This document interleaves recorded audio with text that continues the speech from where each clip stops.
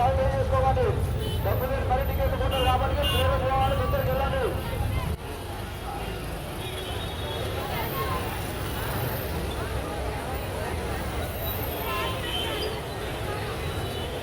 Ticket లేకపోతే బయటికి వెళ్ళిపోండి. రోడ్ మీద స్టే చేసినా చెప్పండి అందరికీ. టికెట్ లేకపోతే రోడ్ మీద స్టే చేయొద్దు. ఉండి గ్రౌండ్ పోతే లేకపోతే ఇంటికి పోండి. మీరు మంచిగా బ్రదర్ అన్నది అర్థం చేసుకోవాలి.